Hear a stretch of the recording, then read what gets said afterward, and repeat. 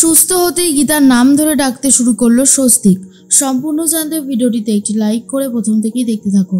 গল্পের শুরুতেই দেখা যায় গীতা স্বস্তিককে নিয়ে হসপিটালে চলে এসেছে। আর তখনই ডাক্তারবাবু বলে, আপনি ওনাকে যেভাবে নিয়ে গেছেন, পেশেন্টের যদি কিছু হয় তার সমস্ত রেসপন্সিবিলিটি কিন্তু আপনার, কথাটা ভুললে চলবে না। এরপরে ডাক্তার আর নার্স মিলে স্বস্তিককে ভেতরে নিয়ে যায়। আর তার মধ্যেই চাকরিটি তখন গীতাকে ভুলভাল কথা শোনাতে শুরু করেছে আর বলে, তোমার এত বড় সাহস হয় কি করে? হ্যাঁ, কি করে তোমার এত বড় সাহস হয়? তুমি আমার ছেলেকে এইভাবে নিয়ে গিয়েছিলে? তোমার সাহস দেখে আমি অবাক হয়ে যাচ্ছি। গীতা বলে, আমার সাহসের এখনই কি দেখেছেন? এখনো অনেক কিছু বাকি আছে।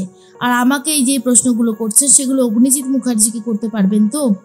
তখনই জাগৃতি বলে, কি বলতে চাইছো তুমি? তোমার কোনো কথাই তো আমি বুঝতে পারছি না।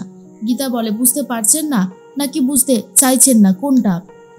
তখনই বারবার করে একটা কথাই ভাবতে থাকে গীতা, যেভাবেই হোক না কেন আগে স্বস্তিককে সুস্থ করাটা দরকার।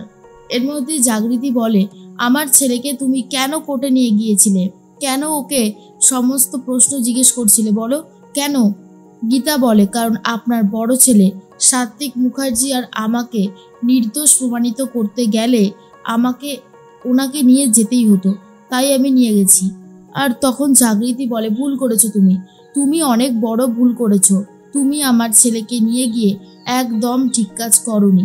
গীতা বলে, কিছু করার ছিল না বলছি তো।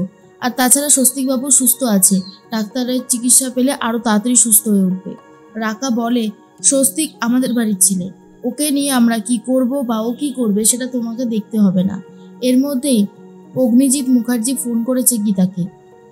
গীতা ফোন ধরে বলে, কে বলছেন? অগ্নিজিৎ মুখার্জি বলে, কেন চিনতে পারছো না? আমি অগ্নিজিৎ মুখার্জি বলছি। তখন গীতা বলে, ফোন নাম্বারটা অতটা খেয়াল করিনি, ফোন করেছেন কেন, কি হয়েছে?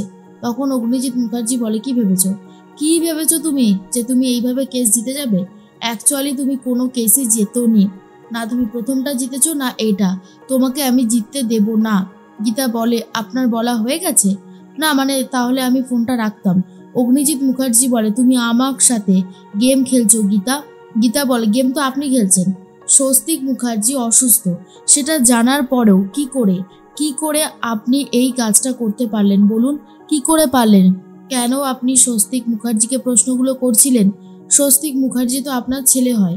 তখন অগ্নিজিৎ মুখার্জি বলে, আমি জানি আমাকে কি করতে হবে আর কি হবে না, সেটা আমি খুব ভালো মতন জানি, তাই একদম আমার সাথে আউফাও কথা বলতে আসবে না। গীতা বলে, স্বস্তিক মুখার্জি তো সাক্ষী দিয়েছে, এর পরের দিন আবারও স্বস্তিক মুখার্জি সাক্ষী দেবে, আর তারপরে সাত্বিক মুখার্জি আর আমি নির্দোষ প্রমাণিত হবই হব, মিলিয়ে নেবেন আমার কথাটা। তখনই কথা বলতে শুরু করে জাগৃতি আর বলে, তুমি আমার স্বামীর সাথে এইভাবে কথা বলছো কেন বলো, কেন এইভাবে কথা বলছো? তখন গীতা বলে, আগে আপনার স্বামীকে বলুন ঠিকভাবে কথা বলতে। আপনার স্বামী যদি ঠিকভাবে কথা বলে তাহলে আমিও ঠিকভাবে উত্তরটা দেব। আশা করি আপনি আমার কথাটা বুঝতে পেরেছেন। এর মধ্যেই জাগৃতি বলে, তোমার বারবারন্ত না দিন দিন বেড়েই চলেছে, আর জাস্ট সহ্য করা যাচ্ছে না। এরপর গীতা ফোনটা রেখে দেয়। তখনই ডাক্তারবাবু বলে, আপনি এক্ষুনি একবার ভেতরে আসুন। গীতা বলে, কেন, কি হয়েছে? তখন ডাক্তারবাবু বলে, আসুন না, আপনি শিগগিরই ভেতরে আসুন। আর তখন জাগৃতি বলে, কি হলো, ওকে ডাক্তারবাবু ভেতরে ডাকলো কেন? রাকা বলে, দেখি না কেন ডাকলো, কিন্তু ভেতরে বাকিদেরকে ঢুকতে দেয় না। এরপরই স্বস্তিক বারবার করে গীতা গীতা বলতে থাকে আর বলে, গীতা নির্দোষ, গীতা কোনো অন্যায় করতে পারে না, আমি গীতাকে ভালোবাসি। আর তারপরেই স্বস্তিক বাবুর এই বলা দেখে ডাক্তারবাবু বলে, সত্যি আপনাকে মনে হয় স্বস্তিকবাবু খুব ভালোবাসে, তাই জন্য অসুস্থ হয়েও বারবার আপনার নামই নিচ্ছে। এর মধ্যেই গীতা বলে, আমি জানি স্বস্তিকবাবু আপনি আমাকে খুব ভালোবাসেন, সে কথা আমি জানি। এর মধ্যেই বারবার করে একটা কথাই গীতা ভাবতে থাকে, যেভাবেই হোক না কেন স্বস্তিক বাবুকে আগে সুস্থ হতেই হবে। কিন্তু এখন স্বস্তিক আগের থেকে অনেকটাই বেশি সুস্থ, আস্তে আস্তে রেসপন্সও করছে, সেটা গীতা বুঝতে পারে। এরপরে গীতা হসপিটাল থেকে বাড়ি চলে যায় আর ভাবে, আমাকে এখনো অনেক কাজ আছে, সেগুলো করতেই হবে। জাগৃতি বলে, ডাক্তারবাবু কি হয়েছে? ডাক্তারবাবু বলে, স্বস্তিক মুখার্জি বারবার করে গীতার নামে ডাকছিল, সেই জন্য ওকে ডেকে পাঠিয়েছিলাম। এদিকে অগ্নিজিৎ মুখার্জি ভজনকে বলে, ভজন, ছলে বলে কৌশলে যেভাবেই হোক না কেন এই কেসটা আমাকে জিততেই হবে, বুঝেছো? তখনই ভজন বলে, জানি স্যার জানি, আপনি একদম চিন্তা করবেন না, আমি আছি তো, আমি সবটা ব্যবস্থা করে দেব। কেস তো আপনিই জিতছেন আর আপনিই জিতবেন। অগ্নিজিৎ মুখার্জি বলে, আমি জিততে চাই, ওই গীতাকে হারিয়ে আমি জিততে চাই। ভজন বলে, ওর বাবাকে যেভাবে আপনি হারিয়েছিলেন ওকেও ঠিক সেভাবেই হারাবেন। আপনি এত চিন্তা করছেন কেন বলুন তো স্যার? আপনার সাথে ভজন আছে তো? ভজন থাকতে আপনার কোনো চিন্তা নেই। চলুন স্যার, আপনাকে একটা জায়গায় নিয়ে যাব।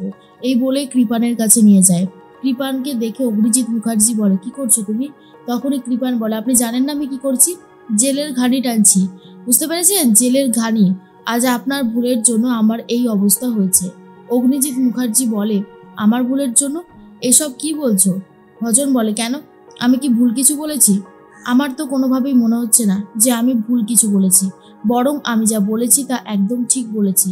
এর মধ্যে অগ্নিজিৎ মুখার্জি বারবার করে একটা কথাই বলে কৃপানকে, যে আমি তোমাকে ছাড়াবো, আমি এই কেসটা নিয়ে উচ্চ আদালতে যাব, আর সেখানে গিয়ে এটা অ্যাপিল করব, আর আমি দৃঢ় বিশ্বাস নিয়ে বলছি তুমি ছাড়া পাবে, তুমি বেকসুর খালাস পেয়ে যাবে। কৃপান বলে, সত্যি সত্যি এটা হবে আঙ্কেল? আমি চাইছি বেরোতে, আমার আর ভালো লাগছে না এখানে, আমার আর ভালো লাগছে না আঙ্কেল।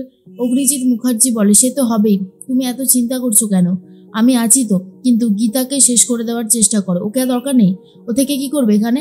কোনো দরকার নেই ওকে। তখন কৃপান বলে, আপনি সত্যি বলছেন আঙ্কেল? একবার আমাকে বেরোতে দিন, তারপর দেখুন ওই গীতার কি অবস্থা আমি করি। অনেক হয়েছে, আর সহ্য হচ্ছে না। ওই মেয়েটার জন্যই আজকে আমি জেলে পচে মরছি, আর ও বাইরে খুব সুখে শান্তিতে থাকবে, সেটা তো আমি কোনোভাবেই হতে দিতে পারবো না, তাই আমি ওকে বাঁচতে দেব না। অগ্নিজিৎ মুখার্জি বলে, বাকিটা তুমি ভজনের সাথে কথা বলে নাও, বলেই সেখান থেকে চলে যায়।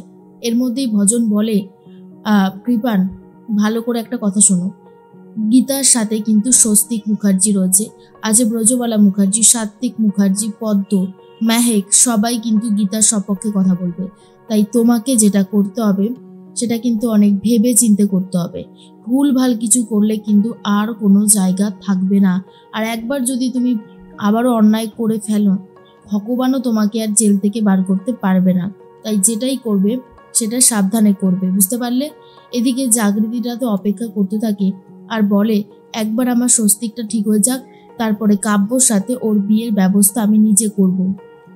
মেহেক বলে, তুমি করতে পারো, কিন্তু ছোটদা শুধুমাত্র ছোট বৌদিকেই ভালোবাসে, ও আর অন্য কাউকে বিয়ে করবে না। তুমি আমার কথাটা মিলিয়ে নিও মাম্মি। আর এর মধ্যেই গীতা কথা বলতে থাকে। সাত্বিক তখন বলে, আমি এই বাড়ি ছেড়ে চলে যাব। তখন স্বপ্নাদেবী বলে, কোথায় যাবে তুমি বাবা? গীতা বলে, দাঁড়ান, আপনাকে তো বলেইছি যেতে।